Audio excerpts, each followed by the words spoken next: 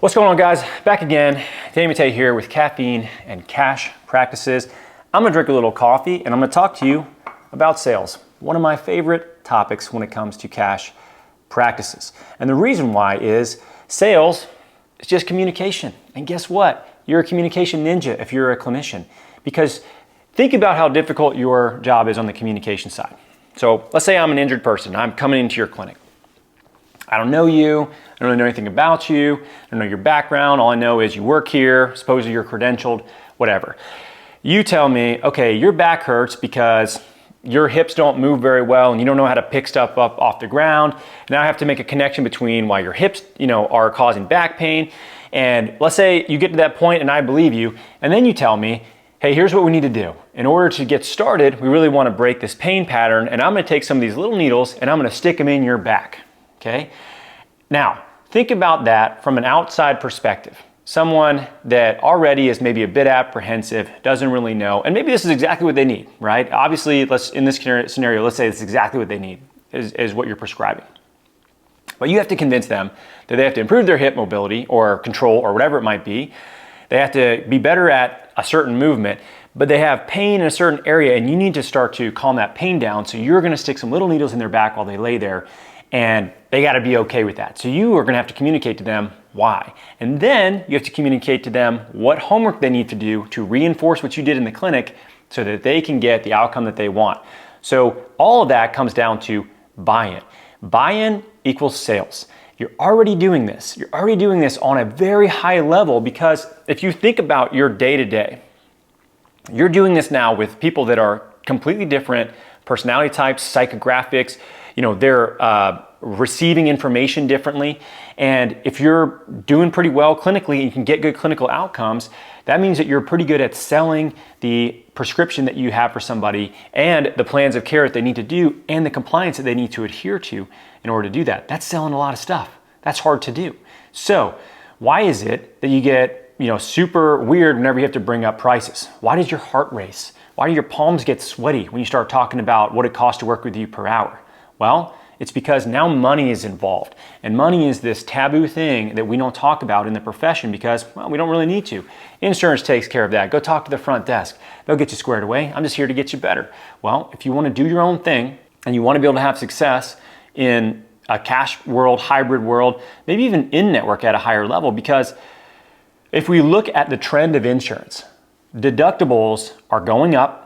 People have more skin in the game in terms of what they're paying monthly, but also in what they have to pay out in their deductibles and their co-pays and co-insurance in order to actually get the healthcare services that they want. This is one of the reasons that we're seeing cash practices do so well, because you have a more level playing field than you did 8, 9, 10 years ago when I started my cash practice.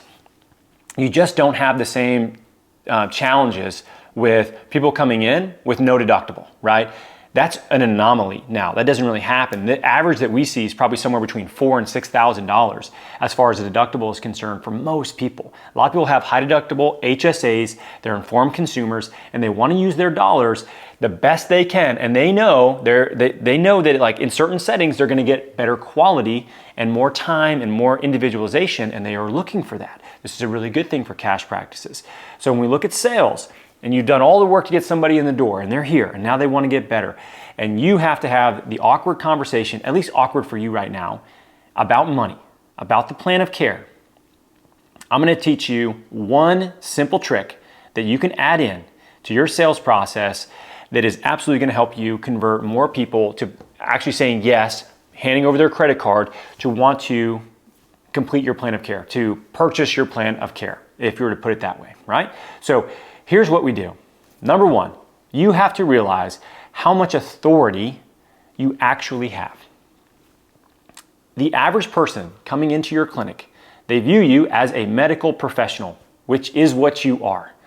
Imagine yourself or a family member of yours that is not in the medical world, that goes to a doctor, and that doctor tells them that they need to do X, Y, and Z. That doctor says, you have an infection, you need to take these antibiotics. It's going to be this amount per day for the next 10, 14 days, whatever it is. You have to take all of them so that the infection goes away and this doesn't get worse or create more of a problem. How many people do you think sit there and say to that doctor, well, are you sure? Can I take half of it? Maybe 75%? Is that okay? That doesn't happen very often. Maybe occasionally, but the vast majority of people do this. Oh, okay, great. I don't want an infection, so I'm gonna do this. I'm gonna do exactly what you say, and I'm gonna go and I'm gonna take care of whatever this is. Because of authority that we have and trust. If we look at the most trusted professions, teachers, doctors, nurses are actually higher than doctors, but like teachers, nurses, doctors, we're way up there because people trust us. They come to us because they're having pain and we're helping them get out of that. And in many cases, we're helping them avoid surgery and taking things like medication. So even more so, we have a lot of trust with people. Don't discount how important that is and how helpful that is in the sales process. So when you go to actually present your prognosis and your plan of care towards the, end sort of 25% of your visit, one of the biggest mistakes we see is people talking clients out of a sale. And the easiest thing to do is to talk less. And I'm going to give you an example of exactly what I mean.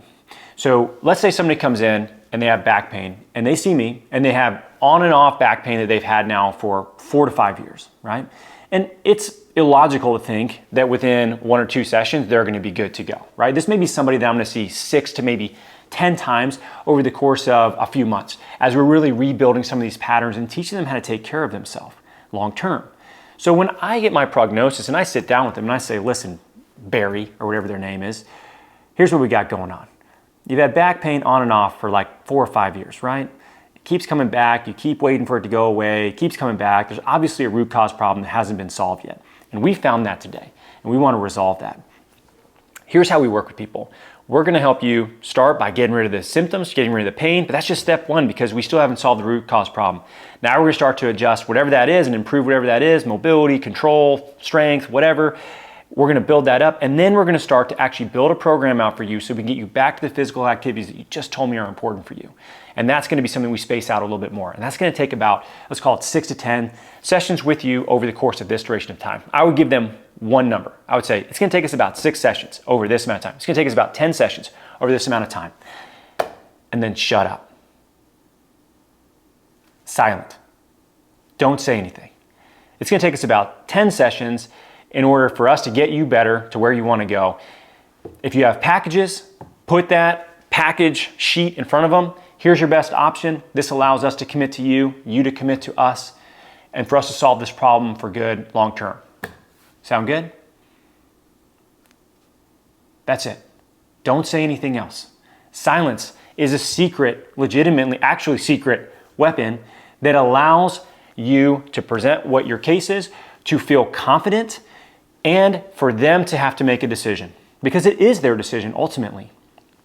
And what more often than not I see people do is they say, well, here, Barry, here's what we got going on. They say the same thing, and they say, it's probably going to take about 10 sessions to get you to this point, but, we can always go like one at a time, or maybe, we'll do like one now, and we'll see how you feel next time, and then, from there, we can just get a better idea of what we have to do, and, if money's an issue for you, then we can look at, maybe like splitting it up into 30-minute sessions, and maybe we have this, this payment plan or whatever, and they just talk so damn much that they actually lose credibility with that person. Think about this.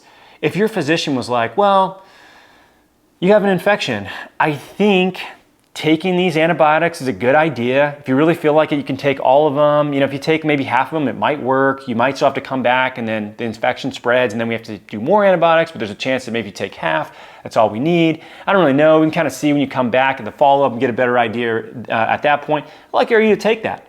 I'd like you to feel confident in that person's recommendations. Not at all. And you're probably gonna not want to work with them. You probably are not gonna do anything they say and just go get a second opinion from somebody else. You want somebody that has worked with enough people that they know exactly what they need to do. It's repetition, it's authority, it's being a professional, and that comes off based off of your actual recommendations for people and how confidently you present that to them. Not in a wishy-washy, I don't know, this, or whatever way. It's, here's what I see, here's what we need to do to resolve it, this is what it's gonna cost. How's that sound? Sound fair? Any questions? Ready to get started? Finish with any of those things and then be quiet. And now here's the thing. Inside, if you're new at this, your heart's gonna be racing. You're gonna be racing. You're gonna think like, why are my palms so sweaty? Why does it feel like I'm getting hot all of a sudden? Is my face red? Don't move. Don't say anything. Just be quiet. Be quiet. Let them make a decision. Let them be an informed consumer at that point. And then from there, they may have some objections you need to handle, but oftentimes they don't have anything because you are a doctor. You have an advanced degree and you have deep knowledge in an area that they need help, and they don't have that. And if they trust you and you've done a good job of like explaining what's going on and they understand what they need to work on, you're gonna get a lot of people that buy in with you, that say, yes, I wanna do that. And you're gonna feel a hell of a lot better about it because you're getting what you want, which is the ability to not have to rush trying to get a patient better, enough time to make an adaptation and change. It's gonna create a long-term change, and they're gonna get what they want because they're gonna be bought in with skin in the game, with money.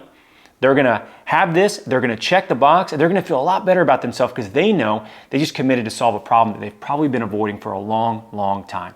So present what you're gonna present and then be silent. That's the hack. That'll improve your sales. Try that at your next eval. And if it doesn't go the way you want, keep practicing because you'll get better at it, but it is a huge element in the sales process. So guys, hopefully this helps. Hopefully this improves your sales. The big things early on for you to be able to get to the point where you can replace your income and never have to work for someone else again is sales and marketing. We talked about marketing in a previous video. This is on sales, a little kind of piece of what we look at as far as this is concerned. If you're struggling in these areas and you want to get some help from people that have helped literally hundreds of cash practice owners grow to multiple six figures all around the world, give us a look, guys. Go to physicaltherapybiz.com. Check out what we're doing. This isn't just I'm not some guy on the internet. It's a real business. We have 20 people on our team that help out all of our clients all over the country and world. And we've got things that are coaching programs and resources that are for people that are just starting, people that are scaling up to 7+ figures a year in revenue. If you're looking to do that, head over to physicaltherapybiz.com, check it out. And as always, I'll see you next week on caffeine and cash practices.